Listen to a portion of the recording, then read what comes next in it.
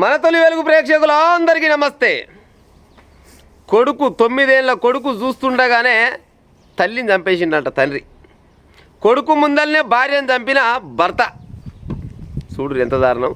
పాల తీసుకొని ఆయనకి ఇష్టం వచ్చినన్ని దెబ్బలు పెట్టిండట తలకాయ మీదకి వెళ్ళి. కొడుకు అరుస్తుంటే నువ్వు కనుక లొల్లి పెడితే వాంటే సప్పుడు చేస్తే వాంటే కొడుక మీ అమ్మని చంపినట్టే నేను కూడా నరికి చంపుతా, సప్పుడు కూడా నేను నరుకుతుంటా, నువ్వు చూసుకుంటా కూర్చో అని చెప్పిండట. సో ఇంటి కిరాతకుడు ఇడు తండ్రి.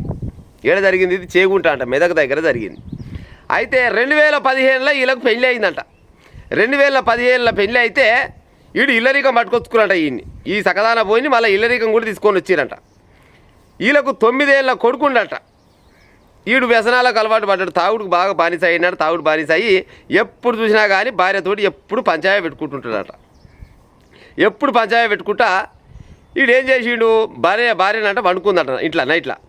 పండుకోగానే వస్తేప్పుడే బయటికి వెళ్ళి వస్తేప్పుడే పారకామ పట్టుకుని పారకామ 2 తీసుకొని వచ్చిందట. పారకామ తీసుకొని వస్తున్నాగానే ఇట్లా చూసుకుంటూ వస్తుండ పారని.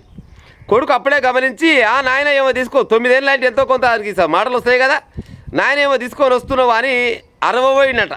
అరవబోతే బిడ్డ ఒక్క మాట కనుక నీ నోట్లోకి వెళ్ళి వస్తే ఈ పార తీసుకొని నీ తలకాయ వాళ్ళ కూడా చంపుతా, సప్పుడు ఒక కాడ మూల కూర్చో అంటే పోరగాడు కుక్కిన పేను వలె ఒక మూల కూర్చున్నట్ట.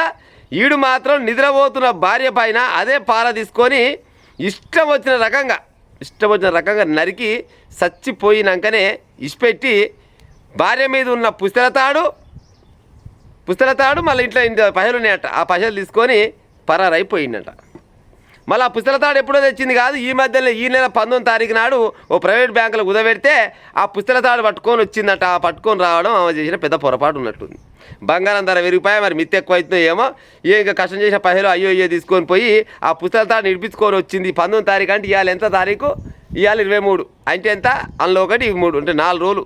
4 రోజులు అంటే నిన్న చంపేసింది. అంటే 2 రోజులు భార్య మెడలో పుస్తలతాడు అవుపడితే, బంగారు పుస్తలతాడు అవుపడితే ఓర్వలేక అమ్మన కొడుక ఇంత పెద్ద పుస్తలతాడు ఉన్నదంటే ఇక నాకు బొచ్చడు పైసలు అనుకొని పుస్తలతాడు కోసం పెన్లాన్ని పార తీసుకొని తలకాయ వల కొట్టి చంపిండట. చూడు వీడు 19వ తారీఖు కుదబెట్టిన దాన్ని తీసుకొని వస్తే నిన్న శనివారం నాడు చంపేసిండు. ఇవాళ సోమవారం కదా, అంటే ఒకటే రోజు ఉన్నట్టు నా దగ్గర. ఇంకో గసం వంటి ముచ్చట జరిగింది. ఇది ఏడ జరిగిందంటే తల్లిపై దాడి చేస్తుంటే కుమారుడు కేకలు వేయడానికి ప్రయత్నిస్తే భయపెట్టాడు ఆ తండ్రి. అరిస్తే నిన్ను కూడా చంపేస్తానని బెదిరించడంతో ఆ బాలుడు తల్లడిల్లిపోయాడు. ఆ పసివాడి కళ్ళ ముందే పారతో భార్య తలపై కొట్టి హత్య చేసి పరారయ్యాడు. చిన్నారి బాబుకు ఏం చేయాలో తెలియక రాత్రంతా అమ్మ మృతదేహం దగ్గరనే ఏడుస్తూ ఉండిపోయిందట.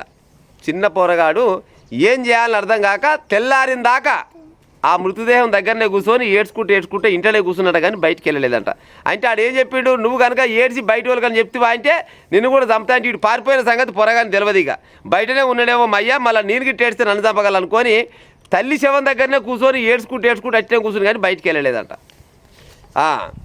మెదక్ జిల్లా చేగుంటలో శనివారం రాత్రి ఈ దారుణం జరిగింది. ఎస్ఐ చైతన్య రెడ్డి తెలిపిన వివరాల ప్రకారంగా చేగుంటకు చెందిన ఉప్పరి లక్ష్మి 33 సంవత్సరాలు, ఆంధ్రప్రదేశ్లో నెల్లూరు జిల్లాకు చెందిన త్రిమూర్తులతో 2015లో వివాహం జరిగింది. అప్పటి నుంచి తనను ఇల్లరికం వచ్చి చేగుంటలోనే ఉంటున్నాడు. వీరికి కుమారుడు దుర్గాప్రసాద్ 9 సంవత్సరాలు ఉన్నాడు. లక్ష్మి ప్రైవేట్గా చిన్న ఉద్యోగం చేసుకుంటూ త్రిమూర్తులు ఏం పనిపాటు చేయకున్నా కానీ కాలం గడుపుతుంటే ఆయన కూడా దాస్తుందట ఈమె.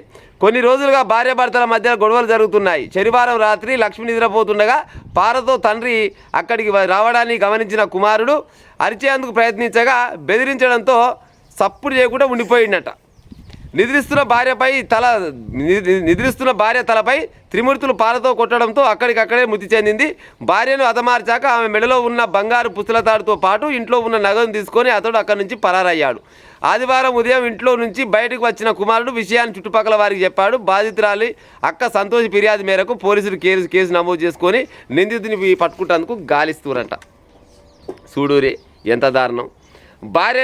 భార్య మెడ మీద ఉన్న పుస్తకతాడును కూడా ఓరవలేనోడు గీడు భర్తెట్ట కావచ్చు.